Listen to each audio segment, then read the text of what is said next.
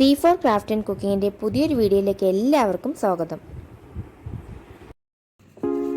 ഞാൻ ഇന്നിവിടെ വന്നിരിക്കുന്നത് ക്രിസ്പിയായ ടേസ്റ്റിയായ ഒരു ബട്ടൂരയുടെ റെസിപ്പിയുമായിട്ടാണ്.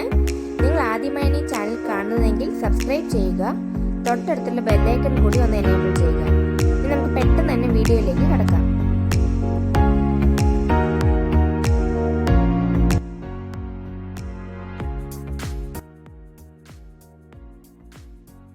അതിന് ഞാനിവിടെ ഒരു 1/2 കിലോ മൈദയാണ് എടുത്തിട്ടുള്ളത്.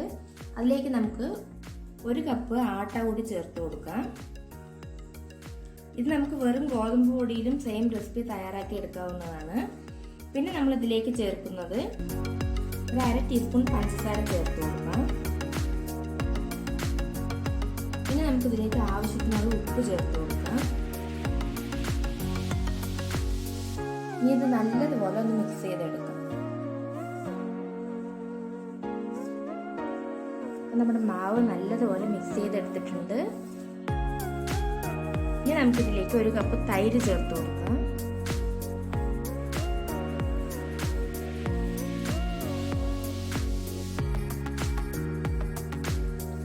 ഇനി നമുക്ക് തൈരിന് പകരം വേണമെങ്കിൽ പാലും ചേർത്ത് കൊടുക്കാവുന്നതാണ്. ഞാനിപ്പോൾ ഇവിടെ 1 കപ്പ് കട്ട തൈരാണ് എടുത്തിട്ടുള്ളത്.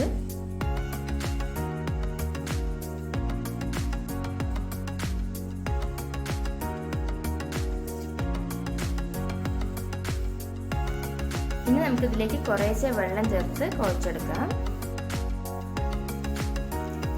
വെള്ളം ചേർത്ത് കൊടുക്കുമ്പോൾ നമ്മൾ കുറേശ്ശെ ചേർത്ത് കൊടുക്കാനായിട്ട് പ്രത്യേകം ശ്രദ്ധിക്കണം.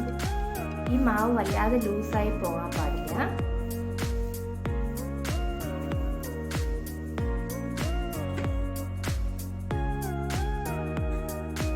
ഇത് നമ്മൾ വല്ലാതെ സോഫ്റ്റ് ആയിട്ട് കുഴച്ചെടുക്കാൻ പാടില്ല. കാരണം നമ്മളത് 1 മണിക്കൂറിന് ശേഷമാണ് ചുട്ടെടുക്കുന്നത്. അപ്പോഴേക്കും ഇത് വല്ലാതെ ലൂസായി പോവും. അപ്പോൾ നമുക്ക് പരത്തിയെടുക്കാനായിട്ട് പ്രയാസമായിരിക്കും. അപ്പോൾ നമ്മൾ കുറച്ച് കട്ടിയിൽ ഇങ്ങനെ കുഴച്ച് വെക്കുകയാണെങ്കിൽ 1 മണിക്കൂറിന് ശേഷം നോക്കുമ്പോൾ ഇത് പാകത്തിനായി കിട്ടും. നമ്മുടെ മാവ് നല്ലതുപോലെ റെഡിയായി വന്നിട്ടുണ്ട്. ഈ സമയത്ത് നമുക്ക് ഇതിലേക്ക് 1 ടേബിൾ സ്പൂൺ വെജിറ്റബിൾ ഓയിൽ ചേർത്ത് കൊടുക്കാം. നല്ലതുപോലെ ഒന്ന് കുഴച്ചെടുക്കാം.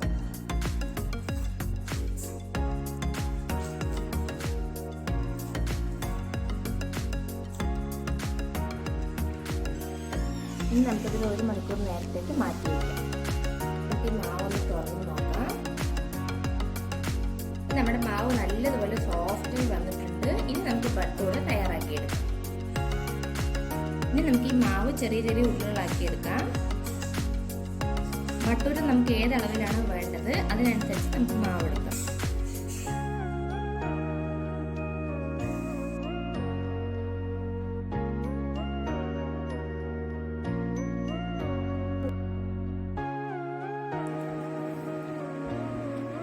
ഇനി നമുക്കിത് ഓരോന്നായിട്ട് പരത്തിയെടുക്കാം. അതിനായിട്ട് കുറച്ച് മാവ് ചേർത്ത് കൊടുക്കുക.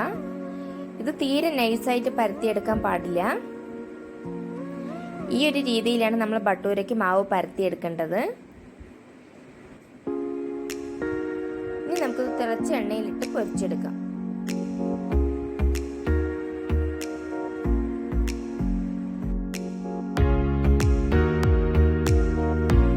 നമ്മുടെ ബട്ടൂര പൊന്തി വരുന്നതായിട്ട് കാണാം. നമുക്കിനി ഇതൊന്ന് തിരിച്ചിട്ട് കൊടുക്കാം.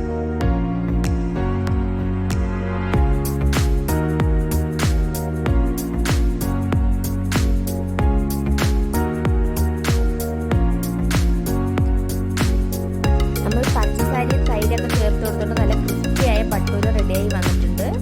നമുക്കിനി എല്ലാ ബട്ടൂരയും ഇതുപോലെ ഒന്ന് ചുട്ടെടുക്കാം.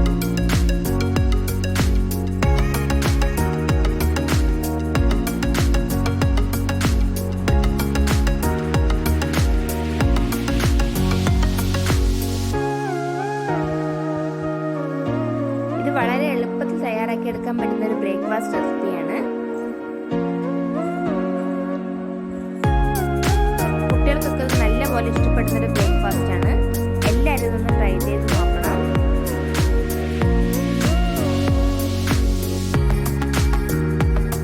ഇനി നമുക്ക് മൈദ ഇഷ്ടമല്ല എന്നുണ്ടെങ്കിൽ ഗോതമ്പ് പൊടി കൊണ്ടും സെയിം റെസിപ്പി തയ്യാറാക്കി എടുക്കാവുന്നതാണ്.